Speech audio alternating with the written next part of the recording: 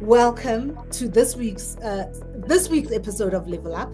It's been over a week of intensive rocket fire, Israel, Iran, USA, and every day is a constantly new story, developing story. And this week, what we decided is to speak to an Iranian in the diaspora. Our guest today is Elaaheh. I had to learn how to say this name correctly, Jamali, but you can find her on any of her social media platforms as Lily Moo, a very vocal Iranian activist, to give us a little bit more of a background, not just about what's happening currently, but also about Iranians and the life being away from home and the hopes for what could come next. So, thank you so much, darling, for coming on and taking the time. It's so nice to see you. And you're in the UK in the middle of summer, while here in South Africa, it's the middle of winter. Oh, bless you. Thank you so much for your loving introduction for me. Thank you. It's an honor to be here and be with your audience today. Like you said, it is a crazy time. Historically, we are at a curving point, and to know that we're actually witnessing world change as every day passes is quite surreal. And while it is terrifying, I would say there is a lot of room for hope because. Um, we will get more into those layers of how there is hope, So but maybe let's start for here. now, So yes, maybe let's start here. We're seeing some images coming out of Tehran, and there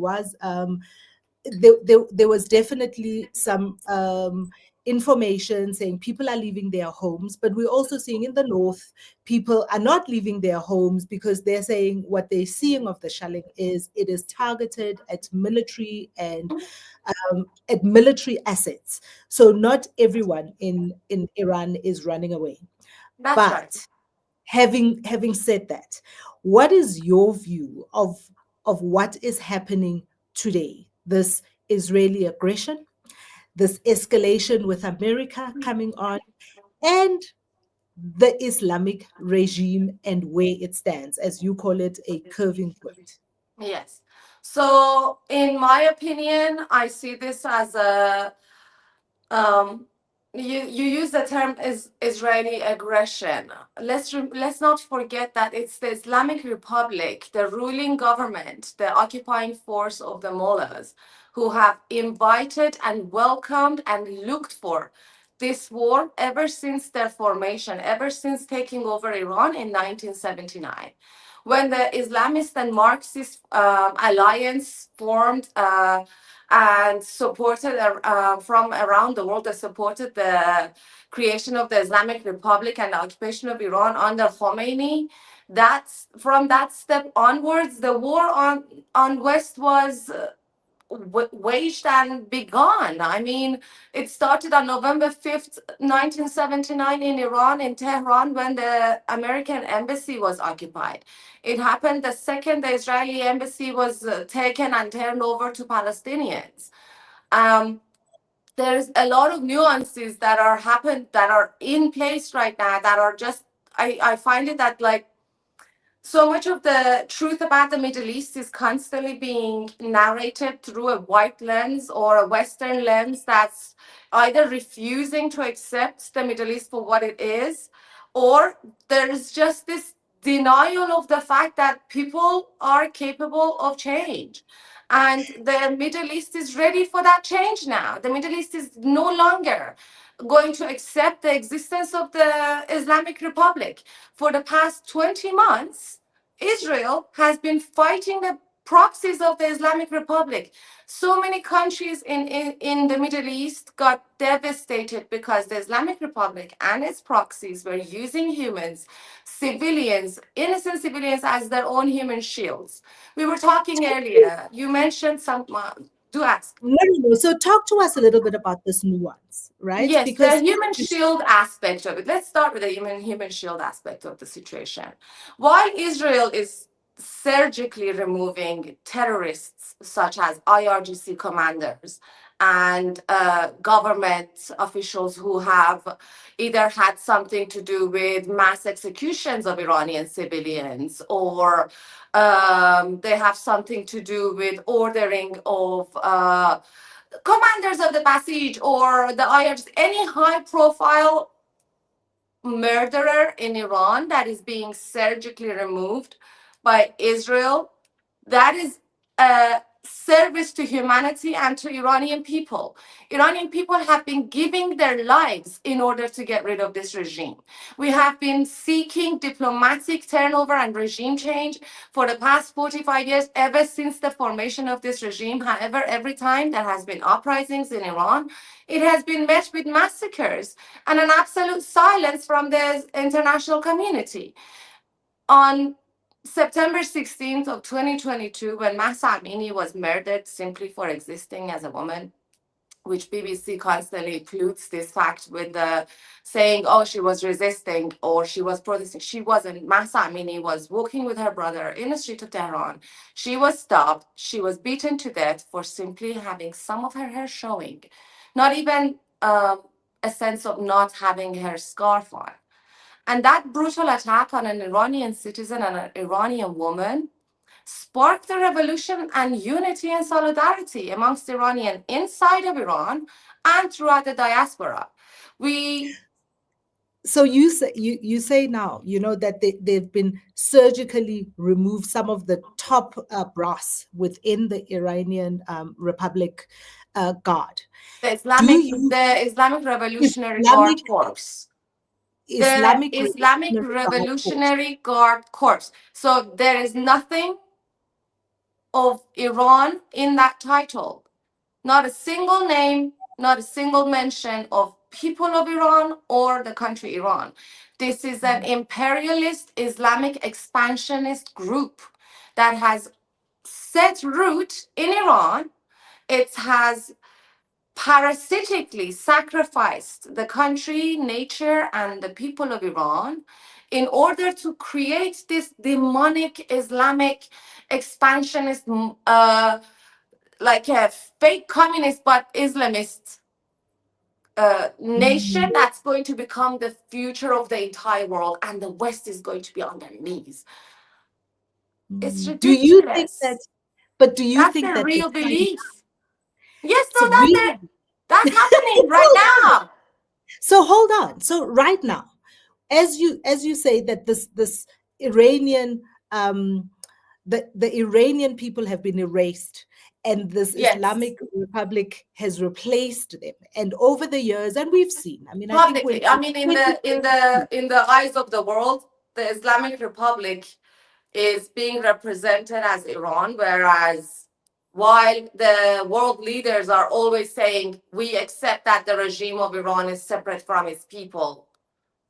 and in 2022, when we saw the first waves, for me in recent memory, just seeing the first waves of demonstrators, of people really standing up against the Islamic regime, and over the years since then, it has been brutally taken down, right?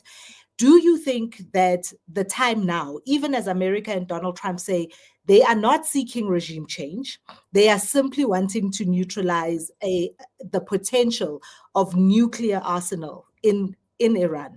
Do you think that the people of Iran are ready then to change the regime? And what does it look like the day Okay, after I'm going to the say war? something. This regime will no longer exist anytime soon. In fact, in the near future, this regime will no longer exist. Therefore, regime change will happen as a new regime will arise.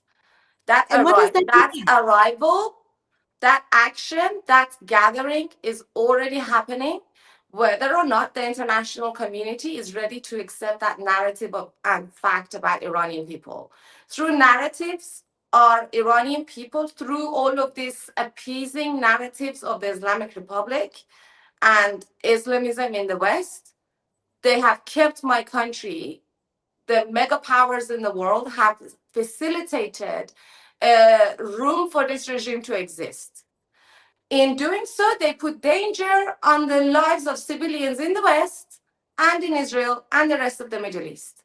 Israel is taking action because Israel has no other option but to defend itself. Israel is removing, surgically removing, the commanders and criminals, terroristic criminals in Iran, while warning Iranian people to evacuate areas that could be close to even these arsenals or IRGC manufacturers, while the Islamic Republic is shooting missiles at Iranian civilians and Israeli civilians so that they can, one, invoke Israel to shoot at civilians in Iran. No matter how much they've tried, Israel has not done that yet.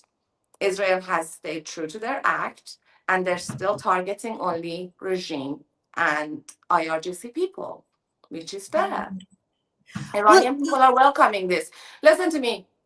In Iran right now, there is no internet, right? yeah. There's very So we selective have not been internet, seeing yet. very selective internet, and very few bloggers, and only a little bit of media regarding unity. However, that unity has a kafia around the neck. Or you have women who are not very hijabi next to the kafia wearing hijabi women and calling for the protection of Iran and unity and solidarity in that sense. They are encouraging Iranian civilians to stay without shelter in areas that could be bombed, and so that they could become martyrs for the regime. Imagine there are no boots on the ground. There is not a single IDF soldier going around in different areas of Iran doing this. No. All of this war is being done technologically at such a high level that Iranian people are not even involved in this. Yet the regime is constantly trying to use them to be shot. So And what happens? What happens the day after? You say that there will be no Islamic regime in the near future. And a there lot is of a what lot of, media, the yes, Western media is talking about. I'm going to share something very important here with you. As an But Iranian let me who's finish been this at the thought. yes, go on.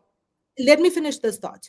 And what the Western media is also talking about and warning is what happens next. Will there be a vacuum, a No, leadership vacuum there in is a Iran, leadership in or who place. is there to take over?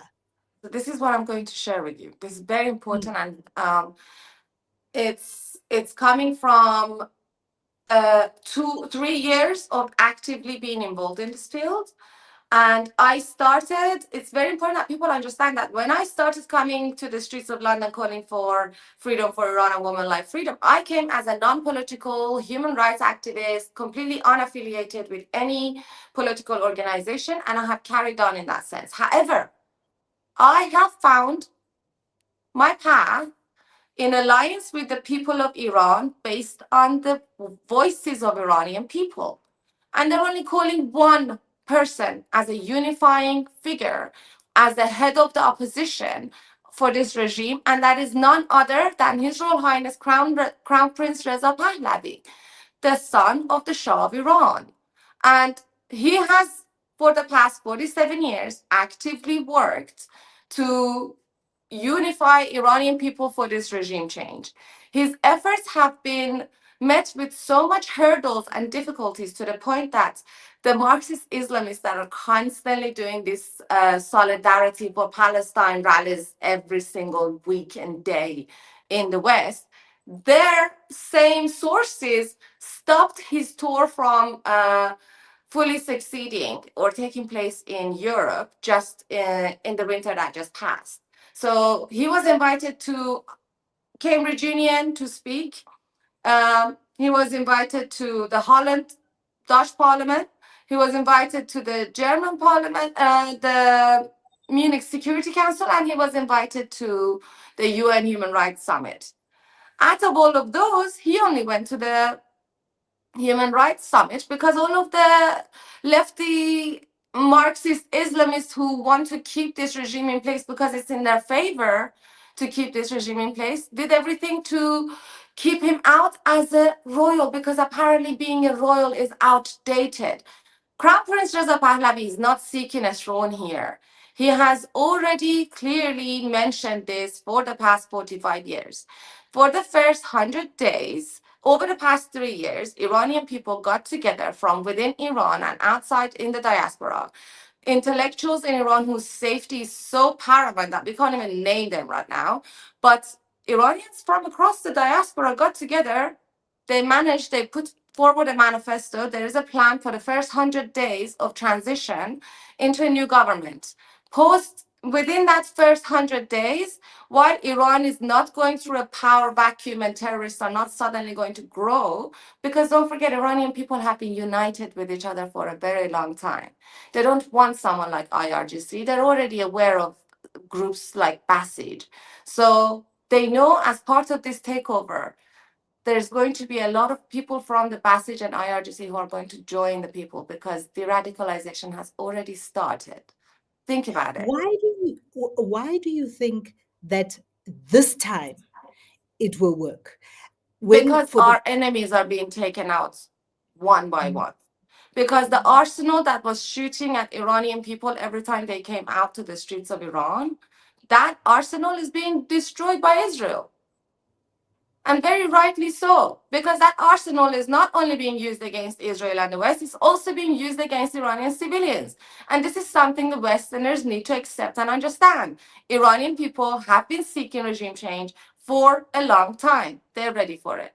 They have been ready for it. They've been building up for it. They didn't have the resources to get rid of a regime that was meeting their bare chests with only IRGC bullets.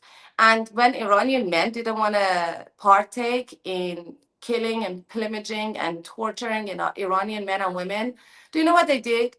The Islamic Republic, during Mahsa Amini's uprising, the national revolution, throughout different cities in Iran, they would have all of these raids where they would take vans around in the major streets, and all of this is recorded and shared with the UN Human Rights Watch. By the way, these are all facts. Um, they will have vans filled with Russian and Arab mercenaries taking instructions by Basij or IRGC members on how to torture, mutilate, and rape our young people, men and women, by the way. and This is the how do kind of you atrocity we have and we've been dealing with. And now we have people in the West, oh, Khomeini, oh, please, anti-Semitism with a crown on their head. That's what this is. It's and disgusting. how do you respond though to people who see Israel in particular Listen, as having become a bully in the Middle Israel is East, not being a and bully. people who are seeing Netanyahu and his actions really as warmongering and bringing the whole world I just want to to a let you know. nuclear Okay. Um, precipice. Churchill was not palatable either. Winston Churchill was unbearable to be around. You're dealing with monsters here. The Nazis were monsters too. These are Islam Nazis. Disgusting, even worse. And when you are now in the UK and mobilizing and met with all of this resistance that says Iran is simply protecting itself, they were Iran and take is away being the profit. protected by Israel right now. Iran and the Middle East is being protected by Israel and America at the moment. When a menacing force like a jihadist IRGC force who tell children that their biggest achievement in life is to go and become suicide bombers like Hossein Fahmideh, a 13-year-old Iranian child soldier who was brainwashed in the Iran-Iraq war. The second Iranian kids turn 8 or 9, we have exams on this, on how to be the best suicide bomber so that when we die and go to heaven, our goals are achieved for this regime and eventually Islam will be taken over the entire world. That's the kind of person you're dealing with. And that person wants to have nuclear. arsenal at its disposal. I'm sorry, no. Iranian people have already suffered from the existence of this nuclear arsenal, both physically and financially and internationally through this isolation for long enough. The non-existence, but I was extremely against any of these facilities getting targeted because of the natural disaster that could follow. So far, we're still waiting to see how much spillage is happening where or how this is done. But from the look of things, based on the information that's coming out of Iran, don't be fooled by this Allah Akbar, Khamenei, Rahbar, blah, blah nonsense that is being propagated forward because everything else is being blacked out. Only through phone conversations, direct phone conversations that are all being listened to, by the way, right now. Because don't forget, this regime has been hollowed out from within so deeply that when Ismail Haniyeh was taken out in his own room in a villa given to him by the regime, and other rooms were not disturbed, they know they can trust nobody. Nobody. Given that there is now so much polarization in the world, so much polarization, which is also driven very largely by social media and a very divided kind of mainstream media, as it were. When you hear people talking about Islamic regime proxies like the Houthis, like Hamas, like Hezbollah, and calling them freedom fighters, where Yeah. you yourself have positioned yourself as an activist fighting for the freedom of your country. How do you Yeah. feel about that? How do you feel I when you don't, see all of these people, campuses around the world, yes, mobilizing to support these terrorism. individuals? Terrorist supporters are terrorist supporters. Doesn't matter where they are. And I don't have time for them. They're choosing to do this. They're going and stepping in intellectual spaces, which means they have enough cognizant capability to know exactly what it is that they're doing. And they have convinced themselves that their righteousness equals men cutting women's breasts off and raping them to death because they're Jewish. So I have no time for anti Semites. Every anti Semite is also an anti Iranian, and I have no time for them. Any anti Semite is also anti Cyrus. I don't have time for them. For the past 45 years, Iranian people tried to plead to the international community through so many routes of diplomacy. We were ignored, and our enemy was received with love and care, as we can see right now. They're disgusting fungus like cloning popping up in every university, taking over the West. It's just foul. I don't care anymore. I am only at the moment. I know the freedom of Iran will have a positive effect in the future of the international community. That's all I know. So I'm going to only focus on my people, Iranian people, and my friends, the Israelis, whose lives are in danger because of the regime that is killing my people. Don't forget, executions haven't stopped. They are going in prisons in Iran right now, destroying and killing and torturing Iranian prisoners who have been the entire time of this whole scenario in prison, saying you've been giving information to the Mossad or outside or this or that. We are dealing with people who are worse than Taliban because they have literacy and some form of diplomacy at their hands. Do you Barbarians think with some form of diplomacy that is being accepted.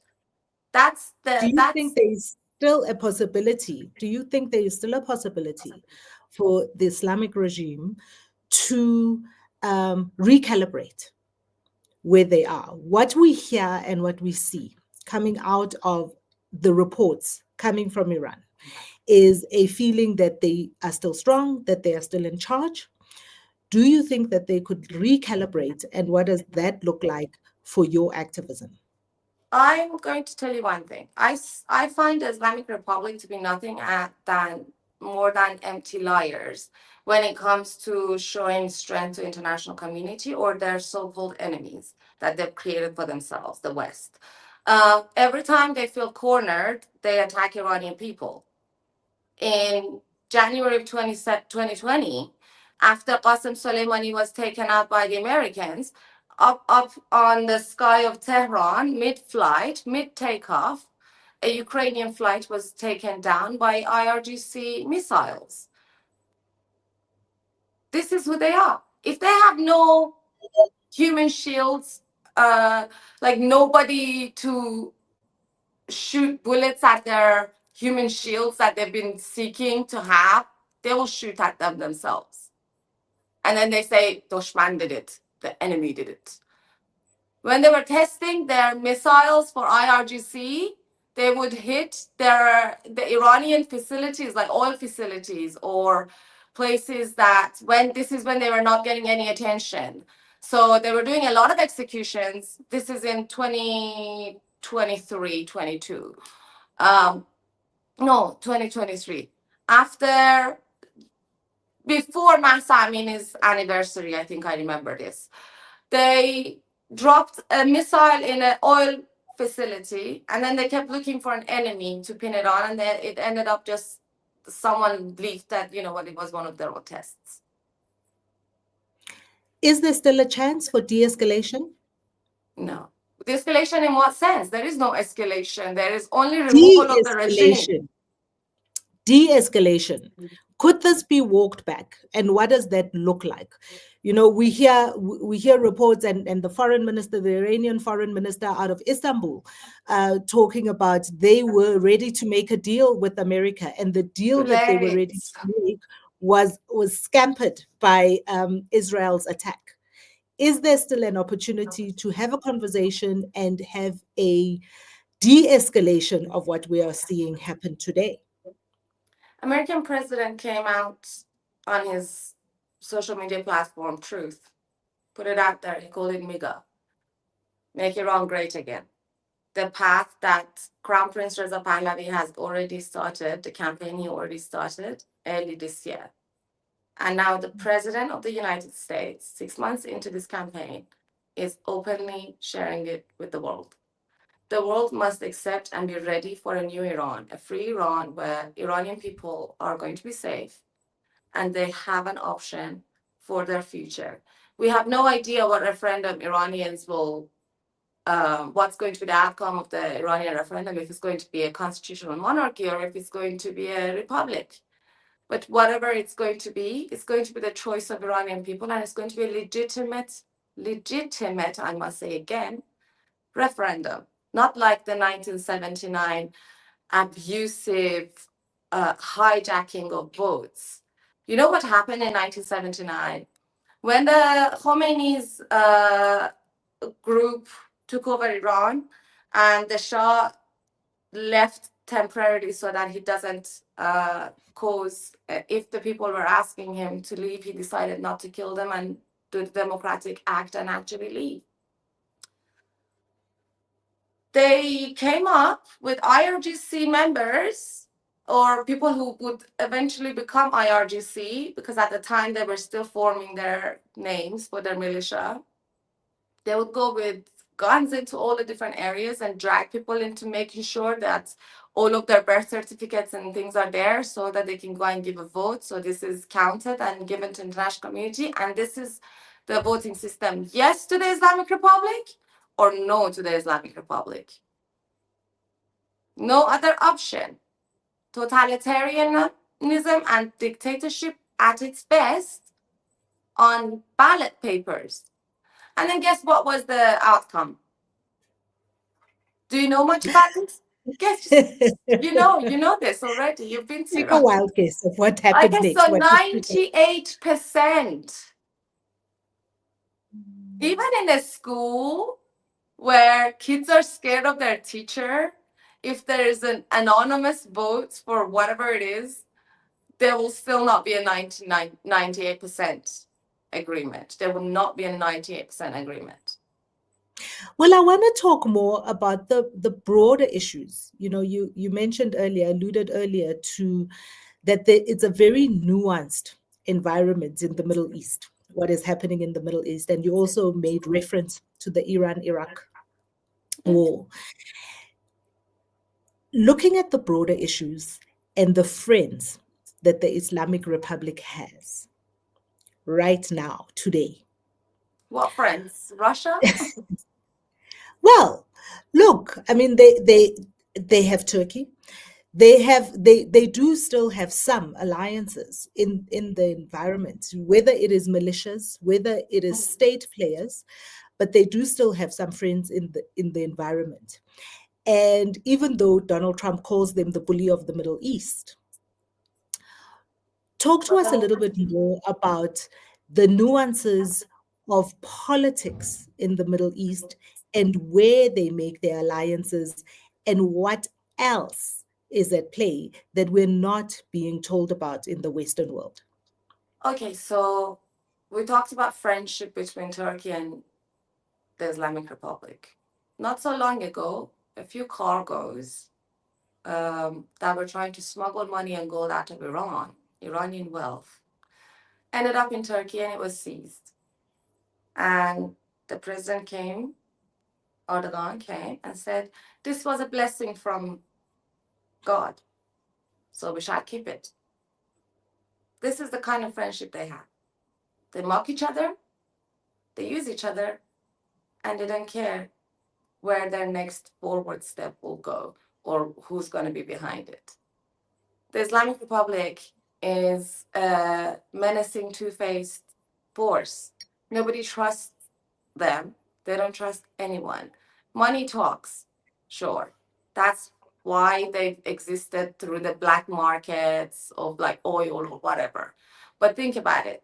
All the countries surrounding the Persian Gulf do not see them as anything useful. They're a menace to all of them. Uh, Russia completely abandoned them. China doesn't want to have anything to do with them during this war.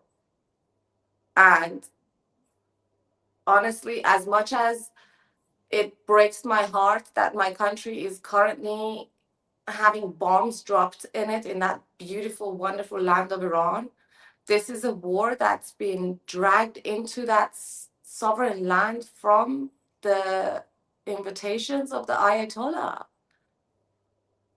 And no matter how much the Westerners or the uh, so-called freedom fighting, terrorist loving, uh, open-minded, progressive liberals of the West want to say this is bad, they're only saying this is bad because Iranian life doesn't matter. Only terrorist life matters to them, and only terrorist who's being killed by a Jew. Period. There is nothing else around it. Anti-Semitism is so alive, and it's become so cool for so many people that they've just sold their soul into that the very same way the Nazis did it. It's just disgusting. What is your hope for what happens next in Iran?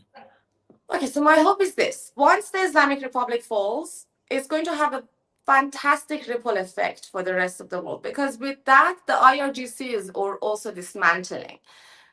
Remember the past 20 months, all of the proxies have been depleted to the core by the Israeli forces during their war and attacks on Israel. Even if there's still missiles going to Israel, their arsenal is ending. So while this uh, supply is finishing and the manpower of the regime in Iran is reaching its end, all of those people, like all of those IRGC soldiers and Shia madrasas that are suddenly in Africa, they're going to start losing money.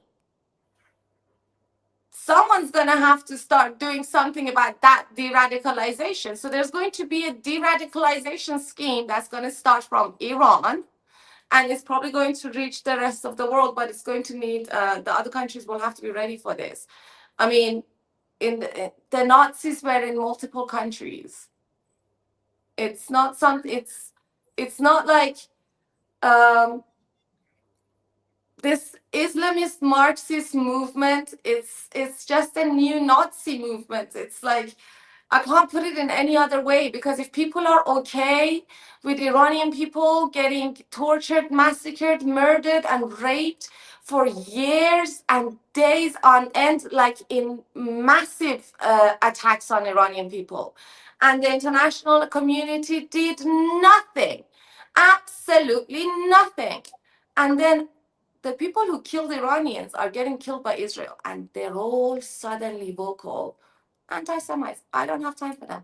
I see a good defeat of anti-Semitism coming forward from the new decades to come after Iran is free, because Israel is taking care of itself. Iranian people are going to take care of themselves through this freedom that they're reaching. Well, money is a big motivator, right? So you talk Absolutely. about the money that leaving Iran, Iranian money leaving Iran. You talk about an oil-rich nation. Money is a big motivator to keep Absolutely. things and the status quo as is, right? Do you think that this holding on to power, as much as they have, how much of that is an economic rather than a political play with regard Their to this? entire their entire political existence is built on corruption and personal financial gain. It's entirely connected with one another. They go hand in hand.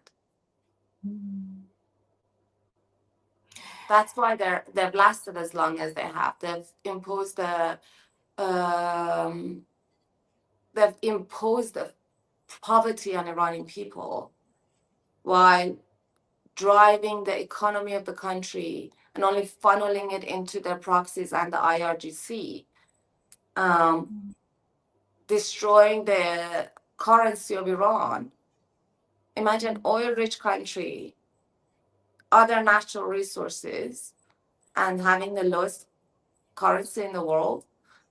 It's ridiculous. But remember, ever since the Islamic Republic's formation, billions of Iranian dollars are blockaded outside of Iran through legal forms.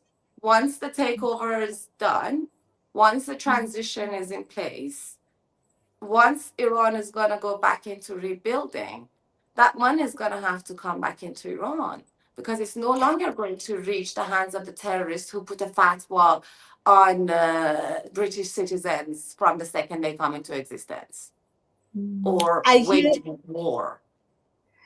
so I hear you talk about the huge mobilization and international support of Iranians in the diaspora of the Crown Prince, Reza Absolutely. Pahlavi.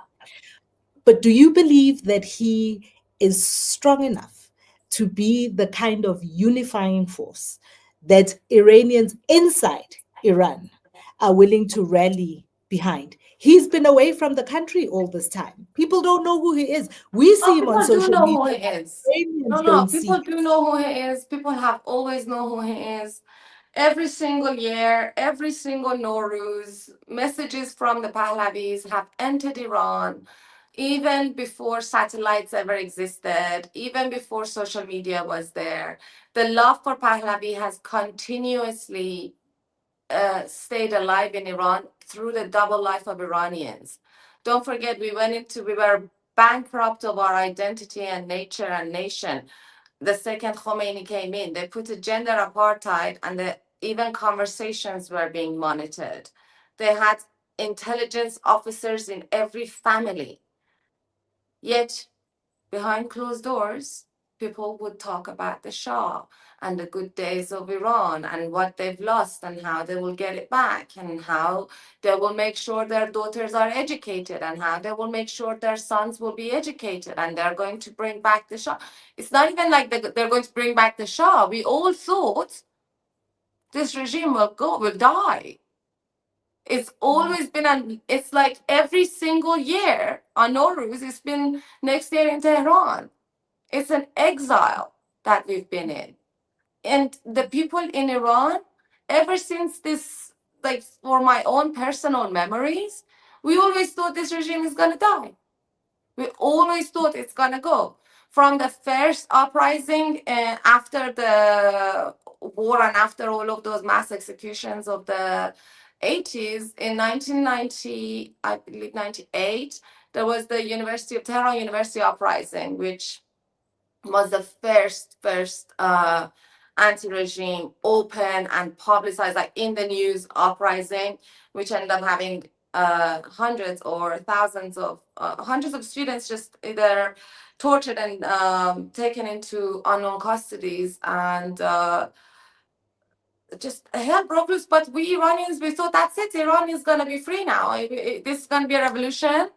And in the same way, Iranians already did a revolution, and it happened so lightly and so easily. We thought it's gonna happen again. So we've had this delusion that it's really gonna happen next time there's an uprising.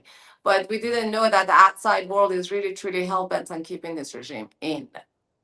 Now, this regime has nowhere to go. They have nowhere to go. And Iranian people are thriving in that. They are frightened. We are traumatized. It's not like, oh my God, Iranian people are basking in joy, coming out with their drums and hitting the circles and going, dingity, dingity, yay, war. No, Iranian people are devastated. They are terrified. They don't have the means to all get up and go. This regime didn't put any protection place for its citizens every time they made them shout Allah Akbar and death to Israel and death to America. Not a single bunker was made anywhere for Iranian citizens. There's no safe rooms. While Israel is constantly under attack, Israel's trying to make sure they're putting in place shelters and infrastructure for their people. This regime is telling them to stay in places where bombs from planes are going to hit, as if people standing there and being there is going to, with their eyes, they're going to send lasers and like confuse the aims of the planes. Like, what are they thinking? This is how invaluable, like, this is how minute Iranian life and Iranian civilian life is for this regime. And if someone's saving Iranian life right now during this attacks and this war, trust me, it's Israel and the Iranian civilians looking after each other. They've opened their homes to each other without any encouragement from the menacing regime of Iran, even though they're trying to hijack nationalism suddenly. Suddenly. It's disgusting. Do you think that in the coming days, in the coming weeks, we're going to see more internally, kind of an internal pushback of Iranians rising up? And again, what we saw in 2022, 2023, more of that kind of action on the streets of Tehran Not around? right now, no, because right now people are trying to save their lives. And it's important not to put that pressure on Iranian people because there is regime change in the horizon. It doesn't mean that it needs people coming into the streets and rising up right now. People need to rise up to save their lives and save their loved ones as the regime is being taken out. Utilizing power behind closed doors is much more important than coming in the streets and getting shot because the regime is feeling very cornered. So it's going to take some time and it requires patience. Regime change has been in plan. The manifest sort of the infrastructural plans for it have been in place by Iranian people and with the transition government that's been forming outside. But let me tell you one thing. From the West at the moment, like MEK is constantly MEK leader, cult leader, absolute terrorist, Mariam Rajabi. She's now constantly trying to make noise that she could be a possibility. She's not. They're actually hated in Iran because the MEK attacked Iran and they've committed terrorist activities against Iranian civilians because they lost their revolution to the Ayatollah. So they brought the Ayatollah in their Marxist Islamist group. They were friends with Hamas and Yasser Arafat. And during the Iran-Iraq war, they thought, you know what, we're going to attack Iran and take over the government and become the new leaders of Iran. And since that time, they haven't stopped. But there's like 40,000 of them, maybe internationally, and there's like, and these members are all kind of inbred in the camps because this is they're cults and they do temporary marriages and polyamorous marriages so that they can have more kids. It's like a commune system. Oh wow. It's So yeah. before I let you So go, she's and very this has been illegitimate.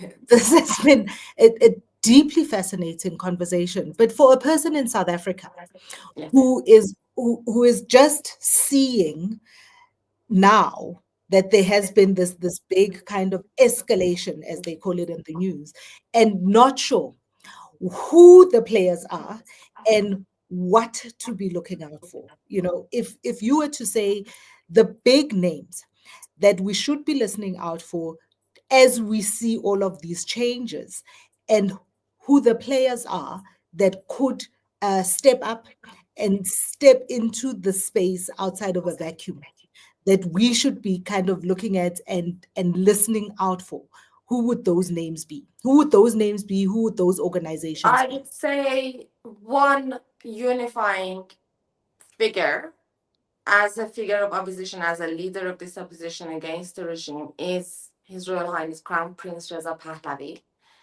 Everybody who is connected to him, all the different organizations who are reaching out to him, whether they are Republican or constitutional monarchist, they are the ones who are trusted people by Iranians.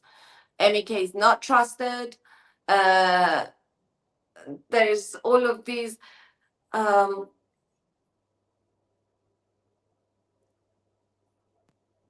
let's just say this: a lot of people who came out to do the Woman Life Freedom Uprising in support of the Voices of Iran tried to hijack that revolution as their second chance to win over the communist revolution they wanted to have in Iran in 1979.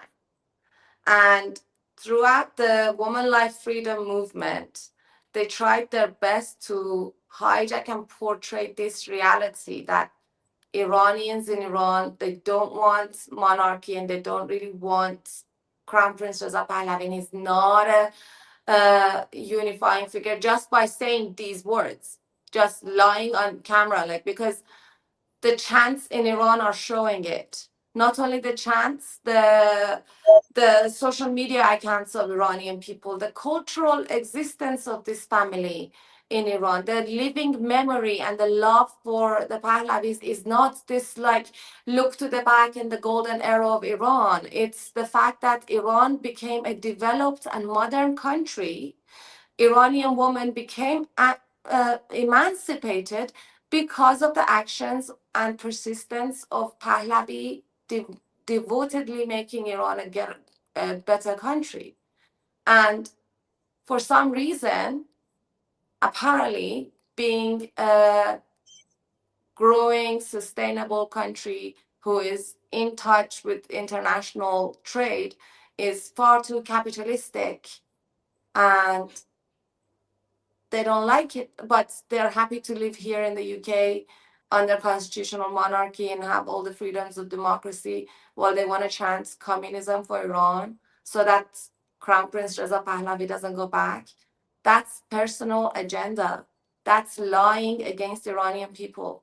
And those who say that, I'm sorry, I'm saying it right here, right now.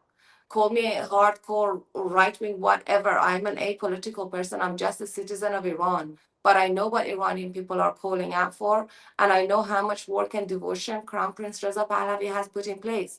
The hardcore communists, they don't have any other leader. They can't put an activist forward and say that's yes, she's our leader. And MEK is just a former terrorist organization is not going to be suitable for the future of Iran. Let's just say that Iranian people have moved from Islamism, and MEK is exactly that. So they're definite no. And anybody who's coming out and saying Crown Prince Reza Pahlavi is not strong to, he doesn't have the same uh, sort of macho as a leader as Trump has, or this or that. Crown Prince Reza Pahlavi has been tirelessly working on his own and facing closed doors after closed doors. I want to see a normal person go on an international interview and be ripped apart and still say, yes, I love my country and yes, I will continue fighting for it. Not many people in the world do that. He didn't have to do any of that. Yet he did and he has. And Iranian people appreciate it and Iranian people want him. So don't give your attention to the noise that's the same noise that's calling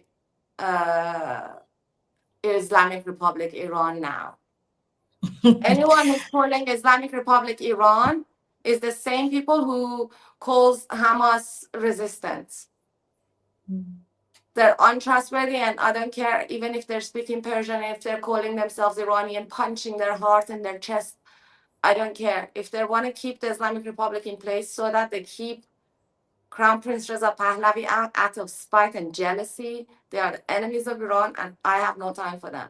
My entire focus is to focus on the positivity and the future of Iran post this extremely scarring time that my country is facing right now. Well, thank you. Thank you for taking the time. And it's been really Thank you. interesting and eye-opening to hear from somebody who is outside Iran, but also has a and deep connection to the country. So thank you for your time. And we're all watching with bated breath. I mean, I think there's a lot of polarizing reporting coming out at all of us at every moment, and it's changing and moving so fast. Every moment of this entire thing is changing and moving so fast. So as we watch, Absolutely. But I'm going to tell we you for this one, one thing yeah. again. I'll probably said it about a million times, but the emphasis is there. We've gone past international public opinion. Israel's gone past international public opinion. There's only one route for freedom for Iranian people and the rest of the Middle East and the future of the international community, and that's a future where there's no longer an Islamic Republic in place. An Islamic Republic led by Khamenei or people who are like him inside of Iran, destroying the rest of the international community. This war, as painful and as devastating as it is, Iranian people are dying, civilians in Israel are dying because the Islamic Republic is only focusing on hitting civilian areas. The very polarized reporting is still not reporting with humanity when it comes to the civilian areas hit in Israel. But the level of compassion they show about anywhere a Jew hits is inhumane. It's anti-Semitism at its best. And when there is anti-Semitism, there is racism, there is hate, there is inhumanity, and it doesn't come with just, I don't know, it comes in all colors and shapes. We just need It does to. come in all colors and shapes. And, I can't believe that all my life, as far as I can remember, we've been chanting and calling for peace in the Middle East. And here we are, yet again, hoping and praying that peace will reign in the Middle East. And good luck for all of your activism, and definitely good luck to the people of the Middle East and the people of Iran. So thank you very much Thank you. for coming Iran on. could And have been North Korea, but now it's going to be South Korea. Thank you, Donald Trump.